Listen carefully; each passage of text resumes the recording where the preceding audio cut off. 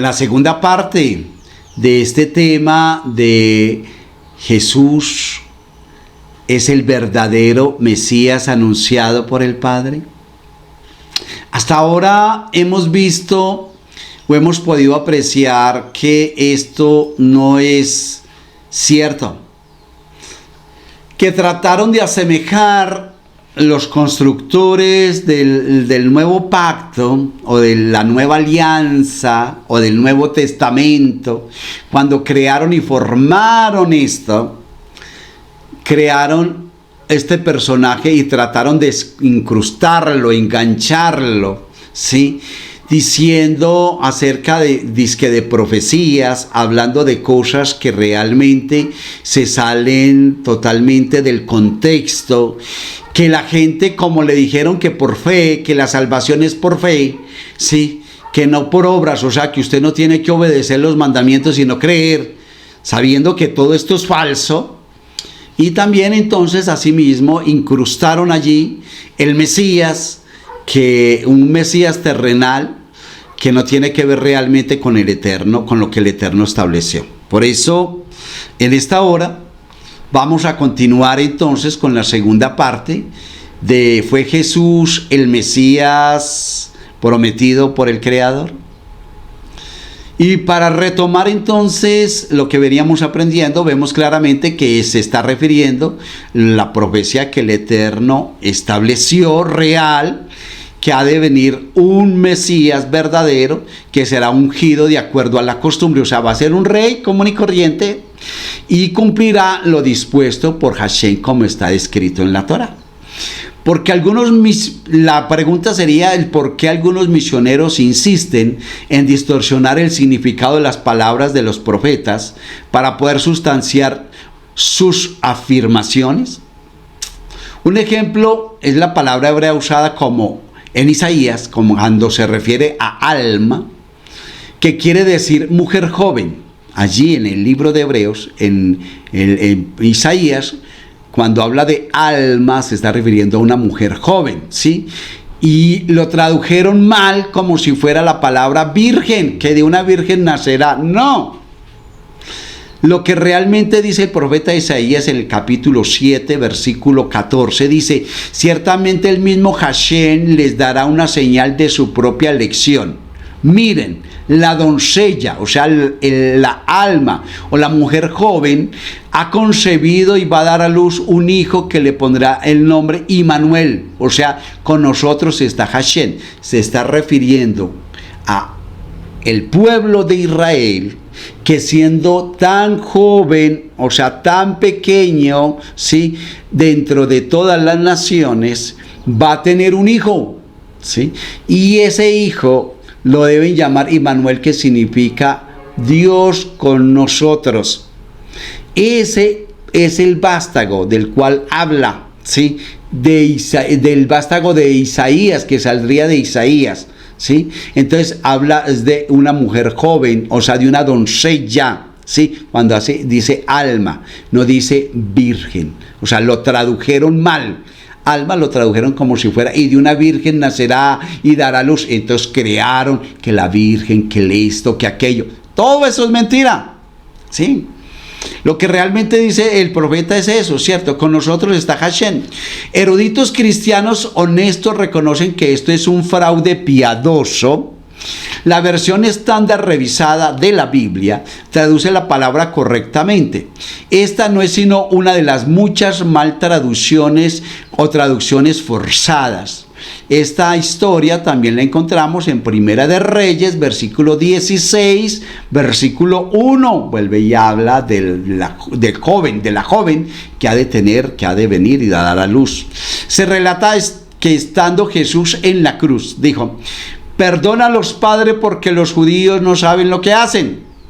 Porque insisten algunos cristianos en perseguir a los judíos y el mismo Jesús les instruyó que los perdonaran. No lo dijo pues ahí supuestamente el cuento de Jesús. Pero más aún, si su surgimiento de entre los muertos era crucial para demostrar quién era, ¿por qué tuvo lugar en secreto y no en presencia de miles de devotos?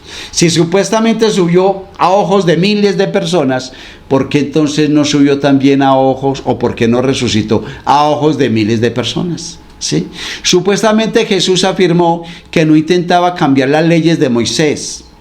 No piensen que he venido a abolir la ley, o sea, la Torá o los profetas. No he venido a abolirlas, sino a cumplirlas, porque ciertamente les digo que hasta que el cielo y la tierra pasen, ni una iota ni un punto cambiarán de la ley hasta que todo sea cumplido.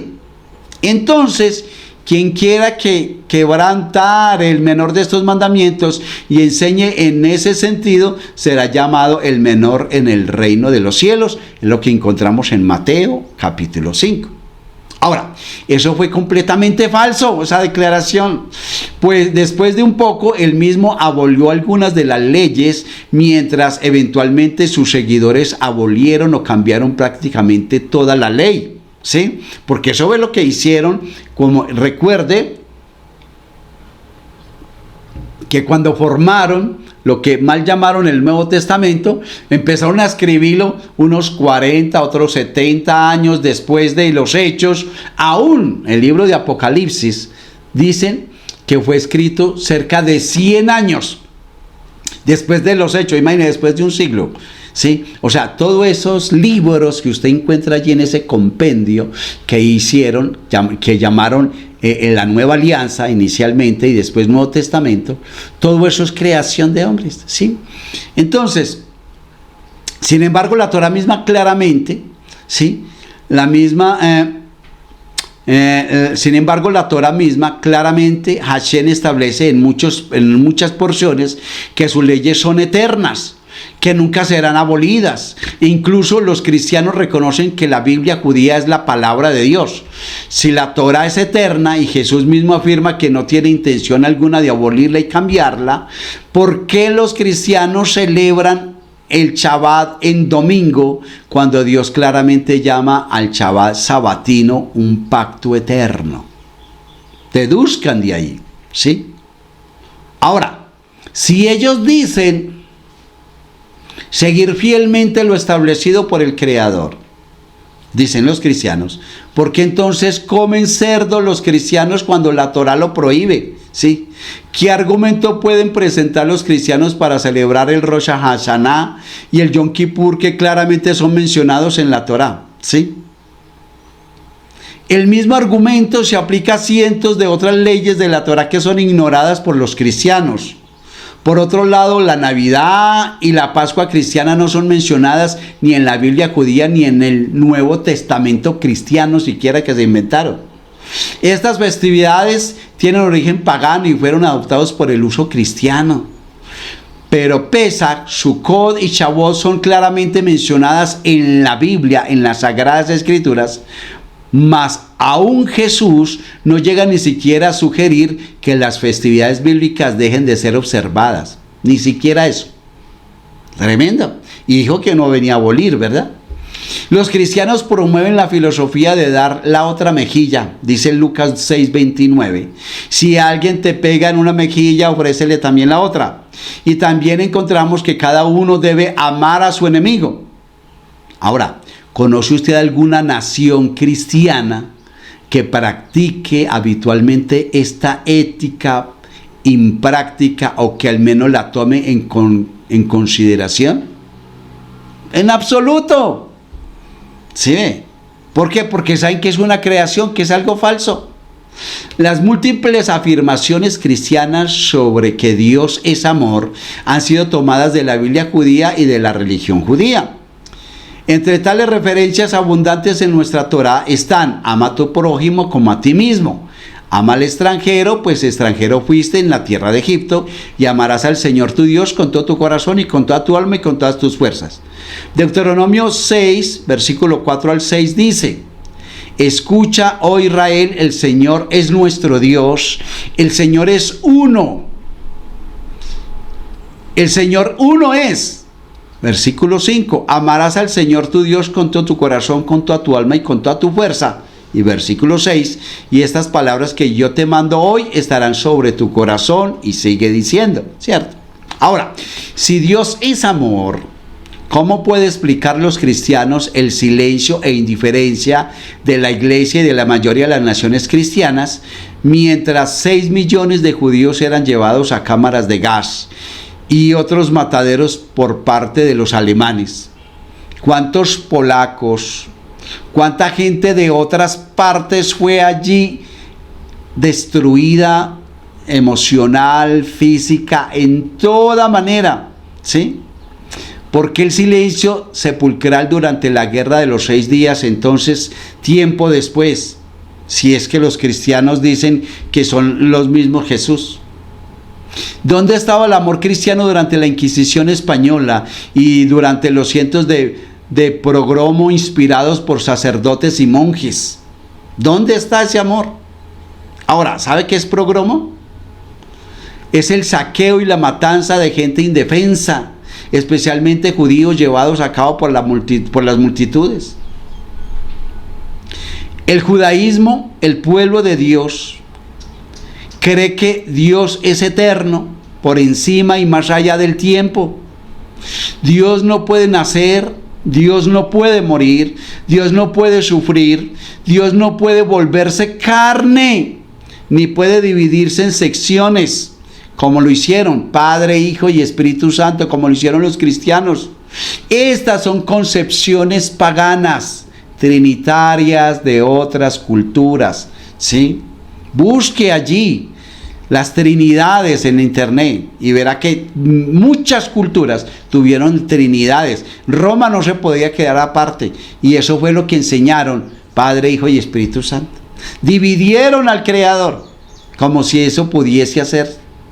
Ciertamente ningún Dios o Hijo de Dios podría haber clamado desde la cruz, como se supone que lo hizo Jesús: mi Dios, ¿por qué me has abandonado? Si supuestamente era el Hijo de Dios, habría al menos dicho: mi Padre, ¿por qué me has abandonado? ¿Cierto? Pero de antemano lo que estaba haciendo allí era llamando a Elías, ¿sí? A la gente no le queda la menor duda, la gente de la época, que está llamando a Elías, no al Creador. Si Jesús fuese realmente el Mesías, ¿por qué reconoce el Nuevo Testamento que todos los rabinos de aquel tiempo, sin excepción, rechazaron su afirmación de ser el Mesías? ¿Por qué no hubo un solo hombre entendido ni un líder prominente que lo aceptara entonces? ¿Ah? Pensemos en esto. Si Jesús fue realmente el Mesías, ¿por qué la abrumante mayoría de su pueblo, los judíos de aquel tiempo, lo rechazaron? ¿Por qué sus seguidores no eran más que un manojo de personas, casi todos de poca educación? ¿O por qué su propia familia le volvió la espalda? Digan. Porque después dicen que es que esta o aquella después empezó a seguir lo que la mamá o qué tal cosa. Todo va muy conveniente a la historia. ¿Quién estaba en mejores condiciones para juzgar si él era o no el Mesías? Su propio pueblo, quien ansiosamente esperaba y sigue esperando la llegada del Mesías, o los pueblos paganos que no tenían entendimiento del concepto de Mesías realmente significaba. Porque es que eso es lo que ha pasado, que como la gente no entiende qué significa realmente el concepto de la Escritura, de la Sagrada Escritura, de lo que significa el Mesías, por eso la gran mayoría, mucha gente aceptó que él era el Mesías, ¿sí?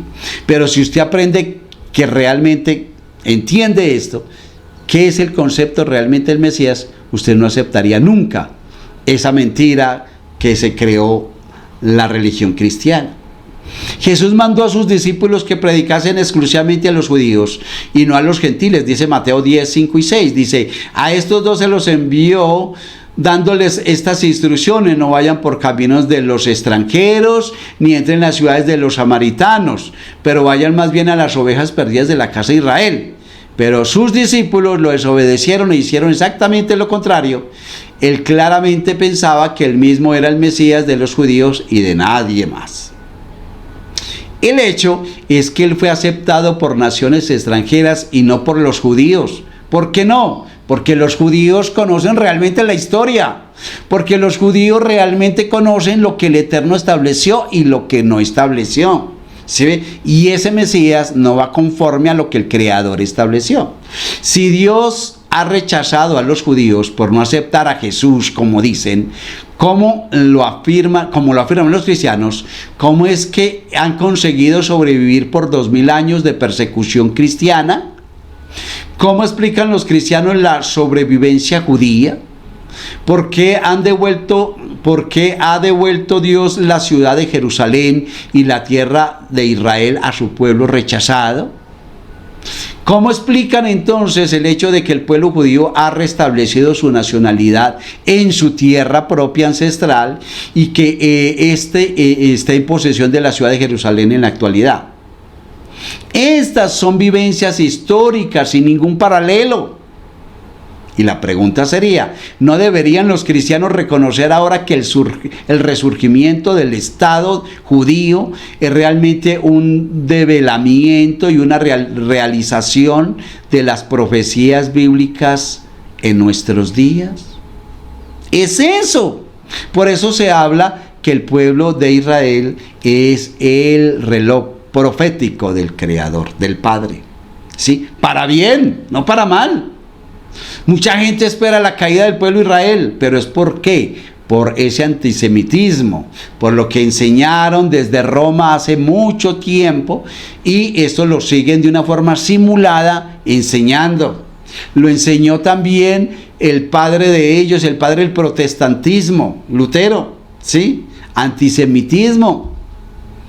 ¿No demuestra esto que las múltiples profecías bíblicas que hablan del retorno de los judíos a su tierra se refiere a ellos y nadie más? Y eso lo vemos cotidianamente, cómo llega gente de otras naciones, judíos que estaban radicados de siglos atrás en otras naciones, están regresando. Los cristianos a menudo se refieren a sí mismos como los disque verdaderos judíos.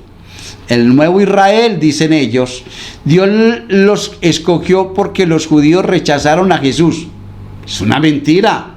Él no cambia. Si la misma escritura dice que Él no cambia, su palabra no cambia, entonces iba a cambiar en ese sentido. Es también mentira. No es esta bofetada teológica la razón por la que el Papa se rehúsa a reconocer a Israel y para él el silencio cristiano durante la guerra de los 6 días, porque estuvieron callados. En el año 67 ellos estuvieron callados y siguen, ¿sí? Siguen simuladamente. Dicen que tiene que haber allí, en ese lugar en donde está asentado el pueblo de Israel, que tiene que haber también gente de otro país, como si algún día el Eterno hubiese establecido a ellos allí. Nunca, ¿sí? En los escritos de los profetas hay muchas referencias al fin de los tiempos y al tiempo del Mesías, que todavía no ha tenido lugar. Todo esto sobrevendrá cuando venga el Mesías. Ahora, ¿por qué necesitamos un Mesías? ¿Se ha preguntado? Con el propósito de enseñar la Torá al mundo entero y para establecer el reino de Dios en la tierra.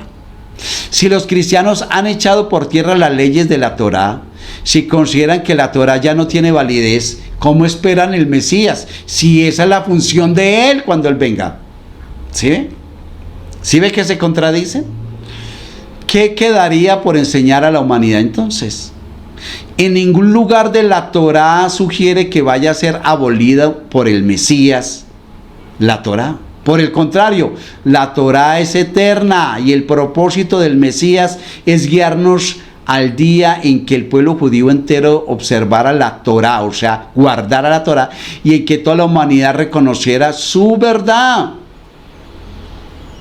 Debemos entender que en ningún lugar dice la Torá que la muerte de alguien puede traer perdón por los pecados de otra persona. Ese es otro punto. Por el contrario, cada hombre será castigado por sus pecados y a cada persona le corresponde arrepentirse y empezar a hacer los méritos para que pueda tener parte en el mundo venidero. Cada hombre será castigado. Ahora, únicamente por sus propios pecados será castigado. ¿Sí? Los hijos no serán castigados por los pecados de sus padres. La idea de que la muerte de alguien 1900 años atrás o 2000 años atrás pudiera de alguna manera traer perdón de Dios por los pecados, es absurda e infundada. No tiene que ver nada. De hecho, algo que la gente cristiana desconoce. Cuando el Eterno establece los sacrificios en el templo, Él prohibió sacrificios humanos. Y este personaje, según lo que lo muestran y como nos lo enseñaron, este personaje de Jesús hizo un sacrificio humano. O sea, tampoco califica por ese asunto, ¿sí? Porque el Eterno no se va a contradecir en eso. Nunca, ¿sí? En un lugar de la Torá dice que la muerte de alguien puede traer perdón por los pecados de otra persona, ¿sí? Cada persona deberá retornar a Dios. Cada pecador debe reenrumbar sus propios pasos y buscar el perdón de Dios. Tú y yo es lo que debemos hacer, conforme a lo que el Eterno estableció en los mandamientos. No hablo de los mandatos, ni mandamientos, ni normas, ni estatutos del pueblo de Israel. Hablo de lo que el Eterno estableció para toda la humanidad, o sea, para nosotros, porque tú y yo no somos pueblo escogido. El pueblo escogido es el pueblo de Israel, ¿sí? No podemos seguir usurpando esa identidad de ellos. ¿Qué tal? ¿Sí? Debemos entender, ubicarnos donde el Eterno nos estableció y debemos guardar lo que el Eterno mandó que guardáramos, que son las 7 leyes que tú y yo debemos guardar y sus derivaciones, ¿sí ve? Por eso la importancia de conocer todo, ¿sí? Entonces, los judíos creen firmemente que el Mesías vendrá. Creemos que el hombre no se autodestruirá y que no desapareceremos en una gigantesca explosión nuclear. El hombre tiene bondad en su esencia y el reino de Dios será establecido, ¿sí? Mucha gente que es que mire, que es que la bomba atómica, que es que esto, que es que tienen kilotones, que no se preocupe por eso. El Eterno siempre ha tenido el control. Él podía anular eso y se acabó. Ya, dejar sin efecto eso. Sin embargo, no es suficiente creer en Dios. La fe sola no es adecuada. Dios demanda hechos y acciones de parte tuya y mía. La revelación de Dios en el monte Sinaí demanda obediencia a los 613 mandamientos descritos tanto en la Torá escrita como en la Torá oral, ¿cierto? O sea, aunque pues no son todos esos. A ver, a lo que yo me refiero es que el Eterno establece los mandamientos para el pueblo de Él y de allí se derivan otros y por eso es que son 603, pero del pueblo de Israel, ¿sí? Pueblo de Israel, pueblo escogido, apartado, para hacer luz a las naciones, ¿sí? Dios desea disciplina y lealtad y práctica, y no afirmaciones piadosas o fórmulas mágicas. Los judíos esperan por el día en que Dios será rey sobre toda la tierra, y en aquel día Él será uno y su nombre será uno, ¿sí? No como lo subdividieron hace tiempos. Zacarías 14:9 dice, y Dios será el rey sobre toda la tierra, en ese día habrá un solo Hashem con un solo nombre. Ahora, Maimónides, ¿sí?, plasmó nuestra creencia en palabras y firmemente seguimos en pie por tales conceptos. Firmemente creo con completa fe en la venida del Mesías y aun cuando tarda diariamente espero su venida. En efecto, el Mesías está viniendo. Vemos ya los cambios en el pueblo de Israel. Casi podemos oír sus pasos. Y concluimos con esto. Pero no va a ser en la forma en que la denominan las religiones. No. Va a ser conforme a lo que el Eterno estableció en la Torá oral y escrita. Así va a ser. No como dicen que va a ser, y que la ONU, y que todo ese cuento que un día nos creímos, todo ese cuento que un día aceptamos y dimos por cierto, y donde militamos. Tenemos que salir de todo esto y venir a la verdad. venir a la verdad de las Sagradas Escrituras y entender que el Eterno ha establecido todo con un propósito y que la salvación de un ser humano no puede depender de otro, que otro no puede perdonar pecados. Solamente nuestro Padre Eterno Hashem puede perdonarnos. Tienes que arrepentirte, salir de toda idolatría, ¿sí?, de toda religiosidad, cortar con todas estas cosas, costumbres paganas que un día aprendimos y militamos por tantos años, y empezar a caminar respecto al Creador, ¿sí?, y aprender la ley, el mandato que nos ha dejado, las 7 leyes, ¿sí?, y empezar a vivir conforme a lo que Él ha establecido, ¿sí?, como hijos de Noé, ¿sí?, porque venimos de la descendencia de Noé. Por eso los Noágidas o Benei Noa viene a ser igual, hijos de Noé, ¿cierto?